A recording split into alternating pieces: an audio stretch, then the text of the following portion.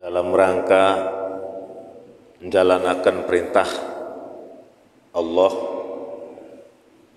dan sekaligus sareng-sareng belajar untuk mengingatkan kembali, sareng-sareng mengingatkan kula lan jenengan sami tentang kewajiban kula lan jenengan dalam rangka thalabul ilmi ingkang difasilitasi dumateng DKM Masjid Jaminul Huda Sukaslamet. Sholawat sinareng salam mongga kula sareng-sareng limpahaken dumateng junjungan Nabiyuna wa Habibuna Muhammad sallallahu alaihi wasallam beserta kerabate, keluargane, para sahabate, alim ulama, dan khususipun mugi-mugi mudah-mudahan kita semua termasuk umat Kanjeng Nabi Muhammad yang selalu konsisten istiqomah dalam menjalankan perintah-perintah agama melalui ajaran yang mulia, yakni ajaran agama Islam. Yang saya hormati Ketua sekaligus jajaran pengurus Dewan Kemakmuran Masjid Jaminul Huda Sukaslamet, para alim, para ulama, para sepuh, para tokoh, para remaja, santriwan, santriwati, sekaligus Ikatan Remaja Masjid Jaminul Huda Sukaslamet, lan tentune para bapak, para ibu kaum muslimin wal muslimat, baik yang hadir di majelis ini maupun yang tentu menjalankan ibadahnya di rumah. Pada kesempatan kali ini meneruskan materi yang kemarin kita mengulang kembali atau meneruskan kembali materi yang sudah kita bahas kemarin. Namun pada hakikatnya sedekah adalah ibadah yang dalam Islam selain juga ibadah yang sifatnya langsung dengan Allah, juga termasuk salah satu ibadah sosial. Maka saking sakralnya ibadah ini,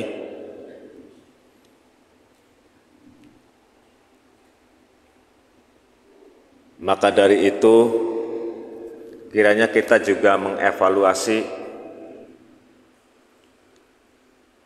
kita menjalankan ibadah ini juga tidak mau ketika kita laksanakan, kita kerjakan, akan tetapi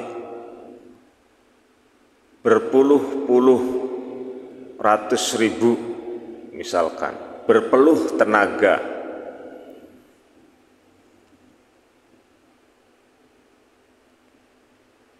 pemikiran,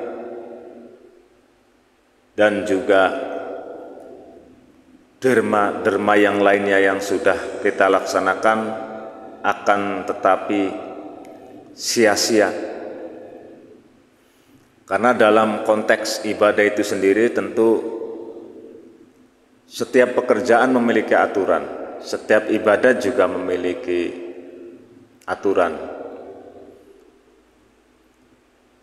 Obat juga sama, ada dosisnya. Kalau dia termasuk dalam kategori penyakit yang ringan, tentu menggunakan dosis-dosis yang rendah. Kalau dia sakitnya sakit parah, tentu juga menggunakan dosis-dosis yang dianjurkan oleh dokter, yakni dosis yang tinggi. Begitupun dalam bersedekah. Kiranya kita juga jangan sampai sedekah amaliyah yang sudah kita lakukan terbuang sia-sia. Maka dalam kesempatan kali ini, bahaya apa saja yang tentunya patut kita hindari ketika kita melaksanakan sedekah? Bahaya apa-apa saja yang hari ini kita waspadai? Justru terkadang kesalahan itu tidak kita sadari. Kesalahan itu sendiri tidak pernah kita introspeksi, sehingga seberapa banyak yang sudah kita lakukan, amaliyah yang sudah kita laksanakan terbuang sia-sia. Monggo sebelum kita laksanakan itu, ada 3 hal yang sekiranya ketika kita lakukan tidak berupaya dari sekarang untuk menghindari melaksanakan sedekah, yakni 3 hal. Yang pertama, bersedekah tidak ikhlas.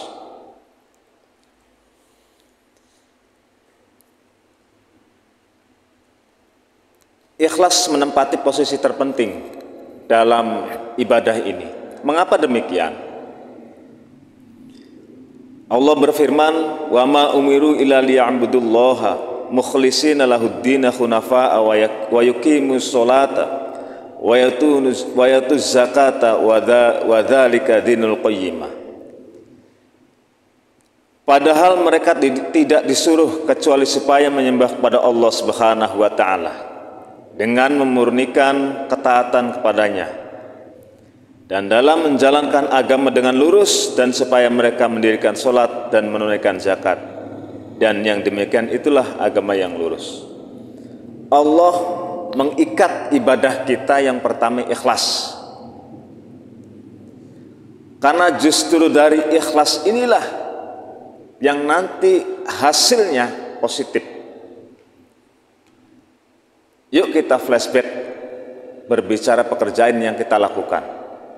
Mengapa kerja ikhlas itu akan mendorong kita menjadi pekerja profesional?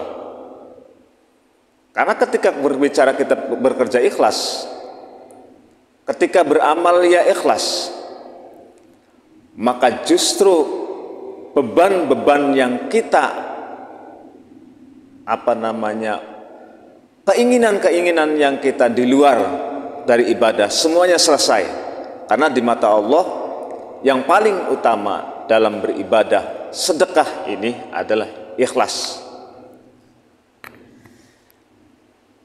Karena dengan ikhlas ini pula lah justru ketika kita melaksanakan ibadah ini kemudian kita tidak ikhlas, lain bedanya ketika misalnya kita mensedekahkan harta kita untuk masjid, kemudian panitia mengumumkan.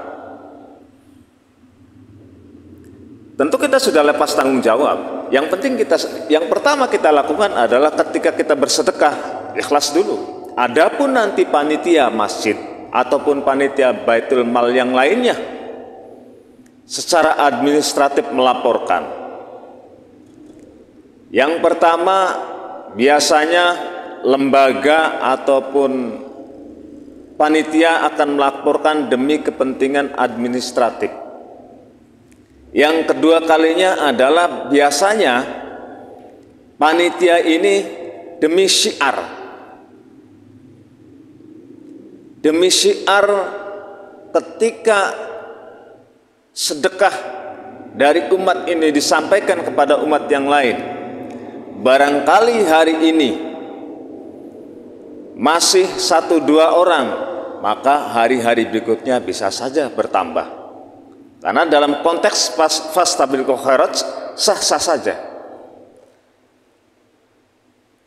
Yang penting, kalau misalnya hari ini kita ingin bersedekah dengan jumlah uang 100 juta misalnya, lalu kemudian di hari yang lain karena melihat temannya yang lain dengan jumlah nominal yang lebih dari itu, kita pun terangsang untuk kembali meningkatkan angka dari 1 juta misalnya sampai dengan 2 juta. Sah tidak? Sah kalau dalam konteks fastabiqul khairat, tidak dalam rangka riya.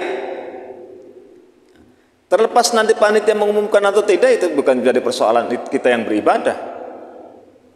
Terlepas nanti misalnya Baitul Mal itu memberikan reward atau masyarakat melihat atau itu udah putus.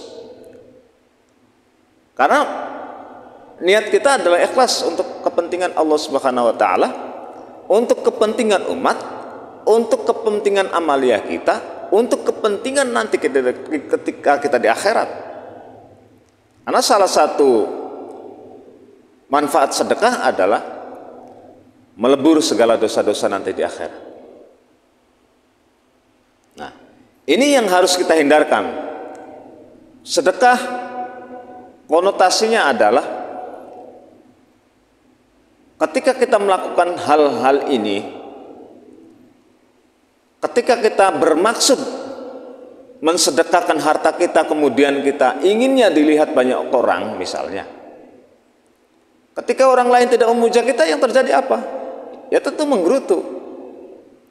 Nah, tetapi manakala kita sudah mencoba, kita ikhlas dengan apa yang sudah kita berikan, sedekah kita laksana begini saja.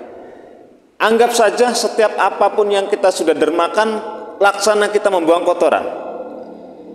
Contoh misalnya, masa sih kita ketika pagi hari berhajat ke WC, kemudian kita ungkit-ungkit? Itu nggak boleh. Nah, anggap saja demikian. Maka ketika bersedekah diawali dengan keikhlasan kita kepada Allah Subhanahu wa taala, maka tentu yang terjadi Allah memberikan pahala yang berlimpah, terutama mengampuni segala dosa-dosanya. Amin ya rabbal alamin. Poin pertama, kuncinya bersedekah adalah ikhlas. Itu pada titik poinnya. Adapun panitia misalnya mengumumkan demi kepentingan administratif dan demi kepentingan syiar, sah-sah saja. Sah-sah saja.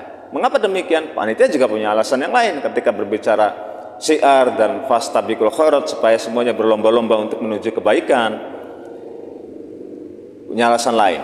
Tetapi untuk kita yang bersedekah, cukup ikhlaskan saja dan percayakan kepada Allah yang mengatur. Sejarah pertama di perintah Allah Subhanahu wa taala, kalau kita pernah mendengar salah satu kisah putra putrinya Adam alaihissalam, dia kembar putra dan kembar putri. Allah memerintahkan salah satunya yang apabila sedekahnya diterima oleh Allah Subhanahu wa taala, maka berhak memilih istrinya yang cantik. Pada saat itu belum ada manusia yang membutuhkan sedekah. Allah langsung yang menerima. Nah, ini kisah antara Qabil dan Habil. Nah, Qabil dia berseloroh dengan alasan, ini perintah bapak saya ini, Bapak Adam ini udah pengen memberat-beratkan saya. Yang penting saya mah sesuai dengan apa yang diperintahkan, sedekah saja. Dia tidak memperhitungkan kualitasnya bagaimana dan maksudnya bagaimana. Yang penting dia, pada akhirnya apa? Justru yang diterima adalah sedekah dari Habil. Nah, ini sebetulnya nanti kisah yang menarik juga untuk nanti kita kaji. Sebab di situ ada perintah pertama Allah untuk bersedekah, dan pertama kali adanya pembunuhan itu justru di situ.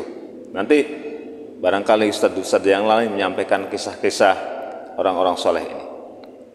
Tapi pada prinsipnya adalah ketika kita melaksanakan sedekah, satu, bebaskan dulu dari kewajiban kita dalam rangka menjalankan ibadah ini, yaitu dengan ikhlas dulu.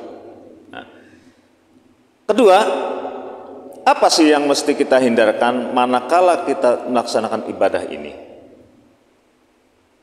Yakni manakala kita bersedekah, kita tendensius. Apa sih tendensius? Ana sing pengen di alam. Ana maning sing pengen ketika kita bersedekah berharap orang lain tunduk menghargai kita. Kalau dalam kontestasi politik misalnya berharap dengan sedekah ini orang lain memilih kita, dapat insya Allah, tetapi tidak dapat pahalanya di akhirat nanti. Dengan sedekah misalnya kita ingin dianggap orang paling kaya, dianggap orang paling dermawan, dan dianggap oleh orang lain paling memiliki kekayaan, paling berjasa, memiliki budi yang luhur. Ini juga bahaya dan sesegera mungkin untuk kita hindari.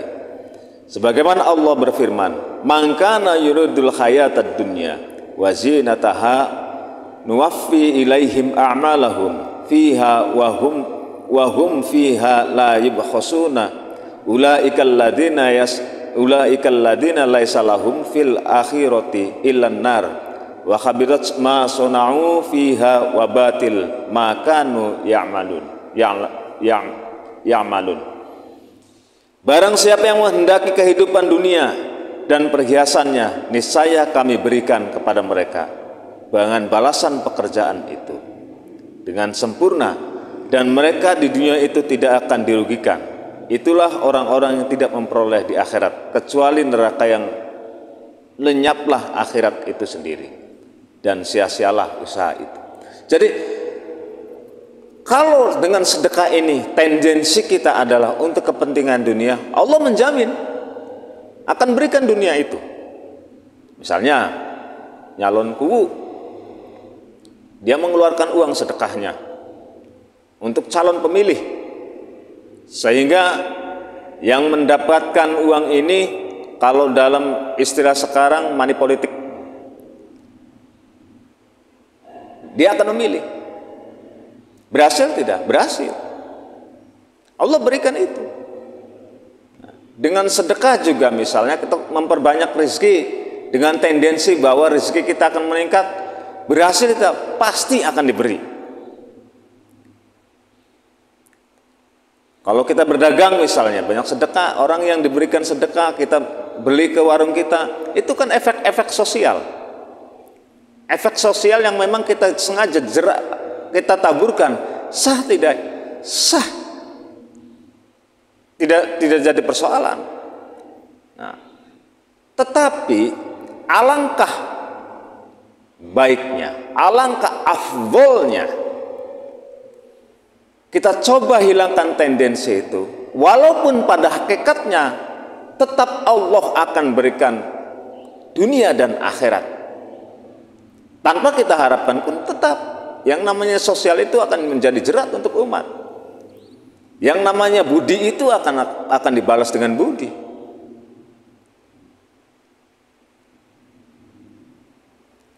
Artinya saudara hadirin,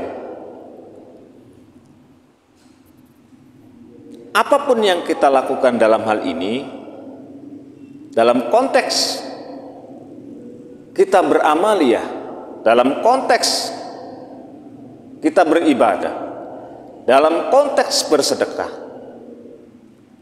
utamakan, hilangkan duniawi. Walaupun pada hakikatnya duniawi pun akan ikut serta di dalamnya. Sok saja praktekkan. Praktek sederhananya begini saja, misalnya kita punya adik. Tiap hari kita misalnya adik ini diberikan kue, permen tiap pagi. Nah, besok lagi demikian, besok lagi demikian. Maka yang terjadi apa? Ketika punya permen pun, misalnya adik kita akan juga ngasih ke kita. Dan itu yang semacam itu terus tetap terjadi hubungan mutualisme itu. Walaupun kita berharap atau tidak. Walaupun kita disengaja atau tidak. Maka lebih sempurnanya ibadah kita manakala kita memang benar-benar lillahi ta'ala, tendensi-tendensi itu kita kesampingkan untuk menghindari kekecewaan. Sebab kalau tendensi itu ada, misalnya tadi saya masih mengambil konteks bersedekah dengan tendensi misalnya. Ketika orangnya tidak memilih misalnya, ketika orangnya tidak membalas budi, kecewa tidak? Kecewa. Maka bagi orang tua juga harus demikian, mendidik anak dari mulai dia masih di ayunan sampai dengan dia beranjak dewasa, ikhlas dulu, utamakan dulu ikhlas, bahwa kita ini mendidik anak karena kewajiban kita.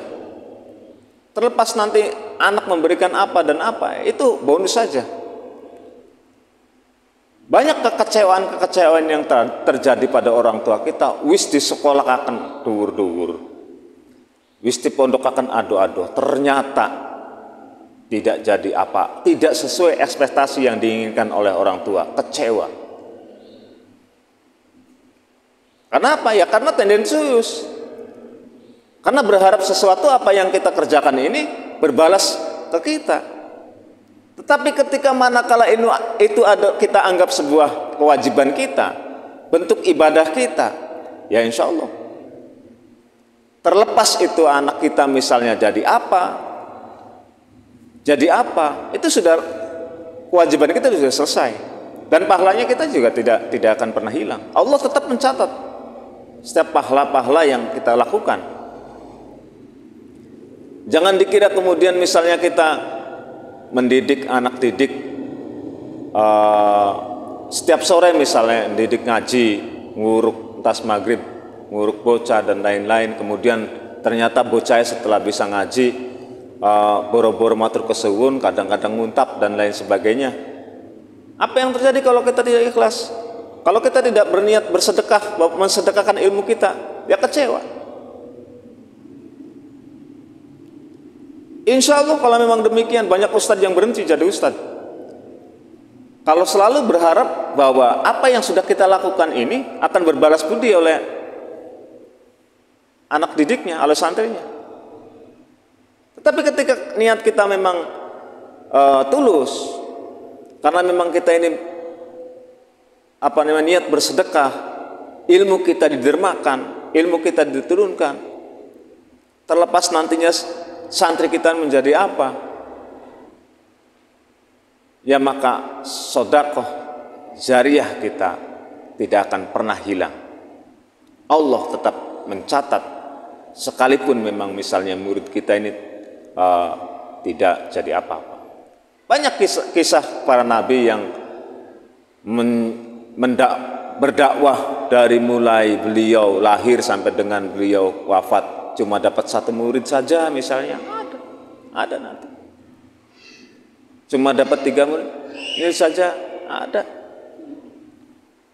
Tetapi apakah Allah tidak membeda-bedakan nabi satu dengan yang tidak? Karena secara esensi dia sudah melaksanakan apa yang Allah perintahkan kepada nabi tersebut.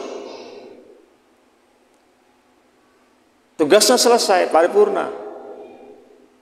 Bukan seberapa banyak yang dia harus bawa, tetapi apa yang Allah amanatkan nyampai. Itu yang terpenting. Sekali lagi, maka yuk kita coba hilangkan rasa tendensius di setiap amaliyah kita. Minimal kita sadar betul bahwa ini adalah kewajiban kita, baik para pemuda, remaja, dan para bapak, para ibu sekalian juga harus sadar betul agar kita memang terhindar dari kekecewaan. Kalau pahala pasti akan diberikan, tetapi ketika tendensi maksud kita tidak diberikan oleh Allah, itu memang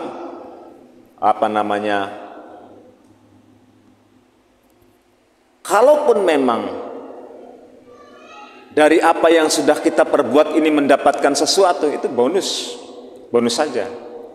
Setelah kita ngajar ngaji misalnya santrinya banyak, kemudian kuat ke pesantren dan lain sebagainya, itu bonus dari Allah.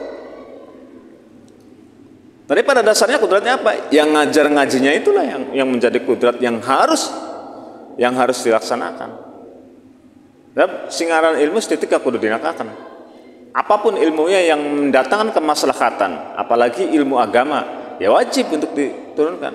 Guru saya ingat betul waktu keluar dari pernah di pesantren, satu cuma titip, walaupun kamu pernah ngaji di sini bisanya A, Ba, Ta, maka berikan.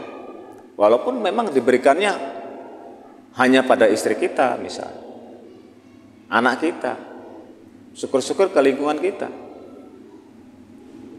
Tergantung kapasitas dan kemampuan kita juga sebetulnya. Yang terakhir, amalan yang paling segera mungkin kita tinggalkan manakala kita bersedekah, manakala kita berbuat, manakala kita beramaliyah, yakni hindari dan harus sangat dihindari hal ini, mengungkit-ungkit sedekah kita. Ini sering terjadi. Mengungkit-ungkit sedekah. Ini yang harus kita garis bawahi. Allah Subhanahu wa taala berfirman, "Ya ayyuhalladzina amanu la tubtilu shadaqatikum bil manna wal adha." Hai orang-orang yang beriman, janganlah kamu menghilangkan pahala sedekahmu dengan menyebut-nyebut dan menyakiti perasaan penerima sedekah. Hindari itu. Penting juga untuk dihindari. Jadi sebelum kita melaksanakan itu, kita juga harus, jadi supaya kita tahu betul mana ini yang sekiranya layak untuk kita lakukan dan tidak dilakukan. Itu penting supaya nanti kita melangkah ini tidak sia-sia. Nah, nomor 3, hindari mengungkit-ungkit atau menyebut-nyebut sehingga orang yang kita berikan sedekah itu, sehingga orang yang kita tolong itu merasa teraniaya dengan merasa hutang budi misalnya, merasa tidak enak hati, kecil hati karena merasa ditolong. Bayangkan, hutang yang paling sulit kita bayar adalah ketika berbicara hutang budi. Sulit sekali untuk dibayar.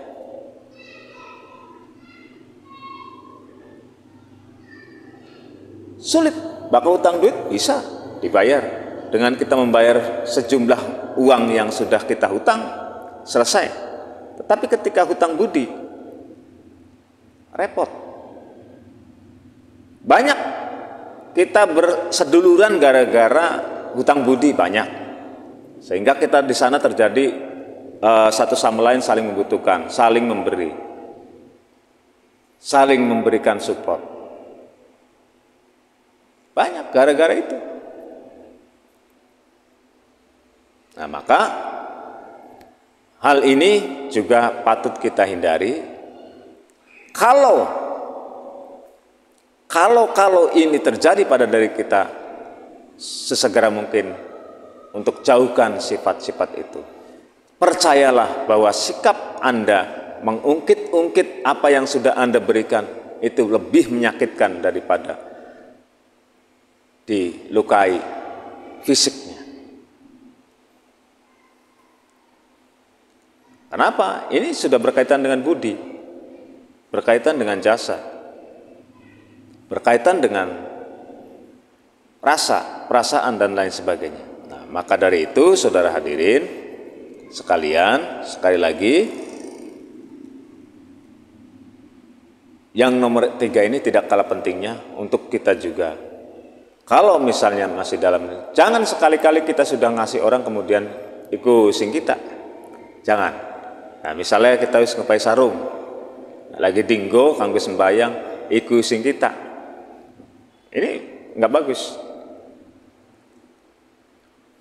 Cukup bahwa kita bahwa yang saya berikan untuk orang tersebut bermanfaat untuk dia.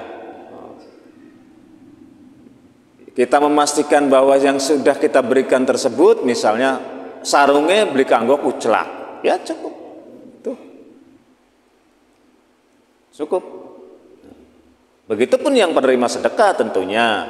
Saya misalnya diberikan oleh DKM sarung. Kemudian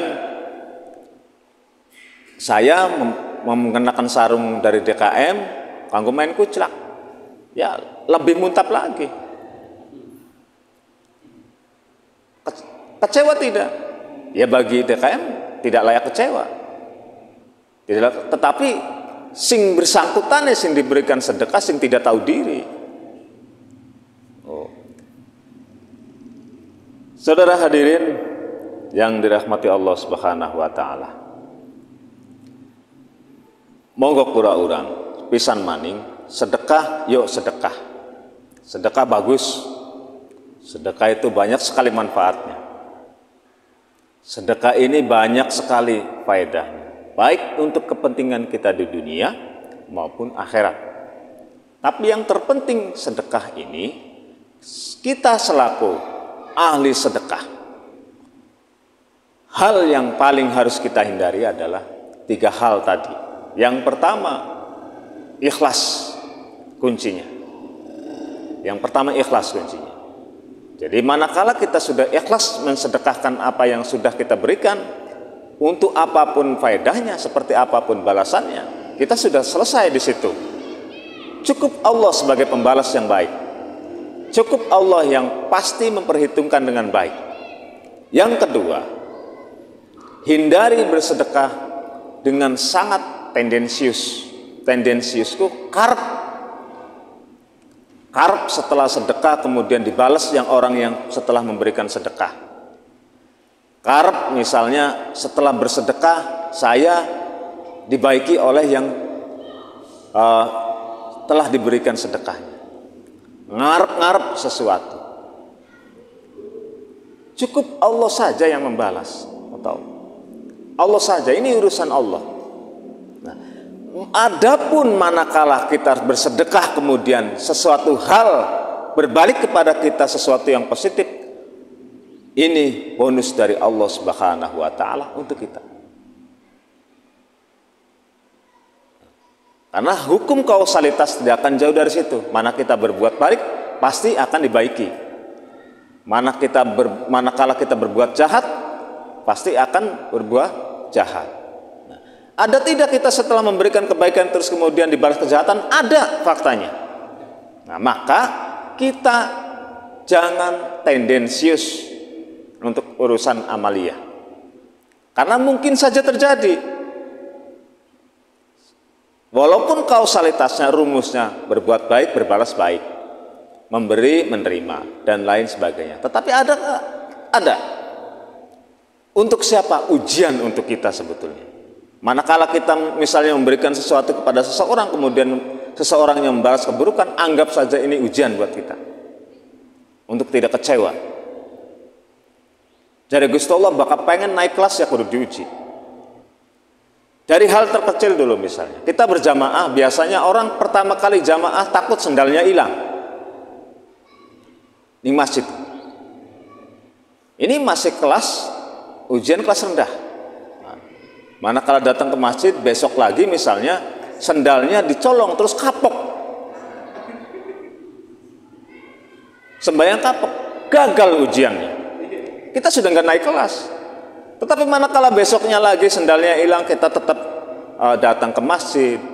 Sendalnya hilang lagi, besok datang ke masjid. Sampai kita tidak pernah memperhitungkan arep sendal hilang galdinaya los, arepan beli ya wis. Sampai kita tidak pernah berpikir arepan hilang, arepan beli ya kita mau urusan masjid. Nah, ini baru naik kelas. Maka jangan dikira wis gak. Contoh kecilnya saja si Hasan misalnya ning sekolahan pengen naik kelas itu anak ujian bisa kan ada, mau naik kelas ada ujian, mau pindah sekolah juga ada ujian. Iya. Nah, manakala kita ini nggak mau melalui ujian, wah engkau nih jarap nang masjid sendalnya hilang, selesai berarti kita di situ, wis selesai urusannya. Berarti Hasan ya sudah kelas itu. Nah, sekali lagi, jauhi amaliyah kita, apalagi teramat tendensius yang berlebih. percayalah ketika kita sangat menginginkan itu, seringkali kita dikecewakan oleh Allah sebagai ujian untuk kita. Pernah beli mangkat sing omah ngarep-ngarep misalnya ketemu karo kakang. Wah, sing omah kita ketemu karo kakang, bokatan bae ketemu karo kakang dipai duit. Ternyata setelah ketemu karo kakangnya baru beli duit, kecewa beli. Kecewa. Tetapi ketika kita niatnya misalnya ketemu dengan saudara kita, menjalin silaturahim, salaman dan lain sebagainya, terlepas di sana dikasih duit, ya alhamdulillah. Kalaupun enggak, ya karena tujuan kita satu, silaturahim. Nah, itu bahayanya ibadah ketika manakala kita tendensius. Karena tadi kausalitasnya memang sebetulnya ketika kita berbuat baik maka akan memperoleh baik. Lamun nandur pari ya cukule pari. Adapun setitik-setitik metu sukete itu lumrah. Tetapi mungkin tidak ketika kita nanam padi kemudian tidak berbuah, ya mungkin saja. Walaupun memang tidak layak, tidak umum. Tetapi selesai dengan bahwa kita ini niat bersedekah lillahi ta'ala, ya sudah selesai. Adapun tadi ketika berbuah, berbunga dan lain sebagainya, alhamdulillah Allah memberikan nikmat berlebih kepada kita. Adapun tadi ketika memang ibadah kita kemudian dibalasnya kurang baik, ya anggap itu ujian buat kita. Aja mengkelang, biasa. Mungkin Kang Didi sudah pernah terjadi, kalau yang pernah ngur ngaji, ya wis nguruk beli di bocah orang titip-titip akan acan nih wong tua. Orang upai apa-apa acan, bocah nangis, nyalakakan ustadz, sering terjadi begitu. Yang terjadi kalau Pak Ustadz ini tendensius, ya wis bikin. Apa ya selesai dengan Pak Ustadz ini menyampaikan ini, adapun setelah nguruk ngaji kemudian bocah begini begitu, itu urusan lain. Terakhir, hindari mengungkit apa yang sudah kita berikan ke orang lain, mengungkit-ungkit sedekah kita, mengungkit-ungkit amalia kita hindari. Sebab dengan mengungkit-ungkit sama saja kita dengan menganiaya orang yang sudah kita sedekahi. Awalnya kita berniat bagus untuk ibadah, awalnya kita berniat baik untuk ibadah, gara-gara tidak sengaja misalnya orang pakai sarung kita kemudian datang ke masjid besok lagi karena memang ada yang mungkit, yang terjadi apa? Ya kecil hati yang merasa diberikan sedekah. Maka cukup Allah saja yang tahu atas apa yang sudah kita lakukan. Percaya Allah itu punya hitung-hitungannya tidak akan meleset. Hitung-hitungan Allah itu tidak meleset. Beda dengan hitung-hitungan kalkulator kita. Kadang-kadang selalu ada nggak balance-nya. Tapi Allah memiliki perhitungan sendiri. Allah itu tidak pernah menilai berapa besarnya, tetapi nilai-nilainya, nilai-nilai yang terkandung dalam apa yang sudah kita lakukan, ikhlasnya, ridhonya. Tadi awal saya pernah sampaikan bahwa kalau sedekah diukur dari besarannya, orang kafir itu juga besar sedekahnya. Dia membantu musibah triliunan dan lain sebagainya. Itu orang kafir.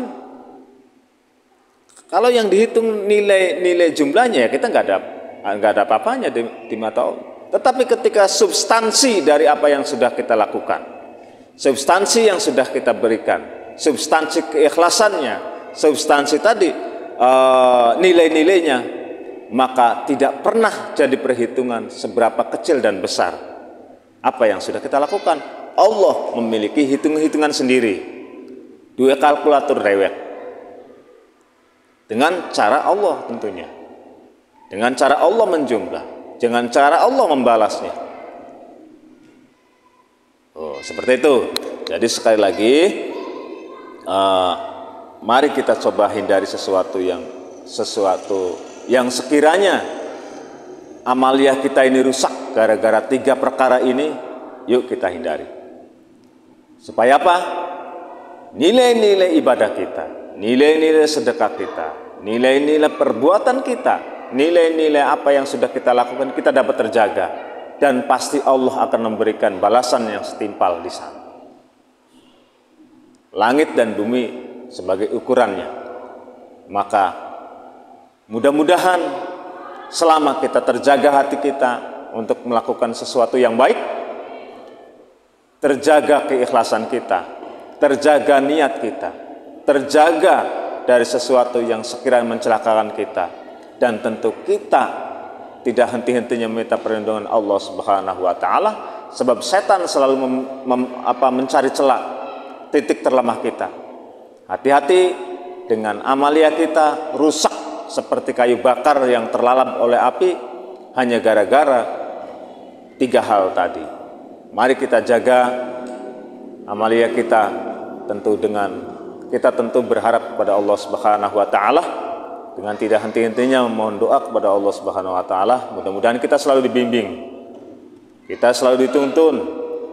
Maka ente semuanya, khususnya teman-teman remaja yang memang dalam sekup remaja, ketika lingkungannya bagus, insya Allah terus terbimbing. Apalagi selalu dekat dengan orang yang soleh, selalu dekat dengan wong ilmu, wong dodok nganggo lengawangi, wong tukang lengawangi bega kita ketika dodok korung dan lengawangi kah melu mambuangi.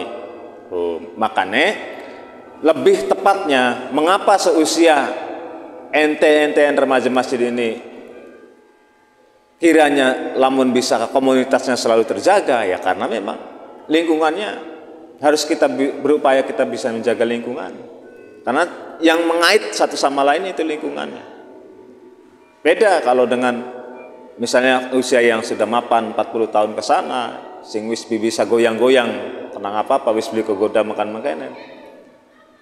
Kalau usia remaja, ya tentu aja dosing masjid, aja doning sing Pak Ustad, aja dosing tajuk, kanggo menjaga diri kita ini. Demikian saja yang saya sampaikan. Mohon maaf atas segala kurangan. Wal afu minkum. Assalamualaikum warahmatullahi wabarakatuh.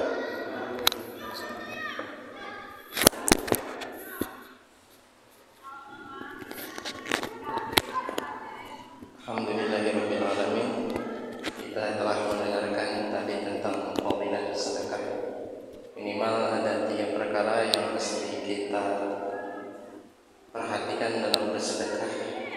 Yang pertama, mesti ikhlas. Yang kedua, tidak ada tendensi takut. Yang ketiga, jangan pernah mengungkit sedekah yang telah kita sedekahkan. Insyaallah ke depan mungkin kita tambah programnya, ya, ada waktu 10 menit untuk tanya jawab. Nanti boleh yang hadir, pertanyaannya boleh dicatat di kertas, ataupun nanti boleh langsung bertanya. Atau bagi yang di rumah ingin bertanya tapi nggak bisa ke masjid, ada satu halangan, nanti boleh ditengok di channel YouTube, nanti boleh bertanya di kolom komentar untuk Ustadz siapa. Nanti insya Allah jawabannya kita konfirmasikan di kajian-kajian yang akan datang. Channel YouTube-nya yakni channel YouTube Didi Kamelia Basam. Sementara channel YouTube-nya itu dulu. Cukup sekian karena masuk waktu Isya. Akhirul kalam. Wassalamualaikum warahmatullahi wabarakatuh.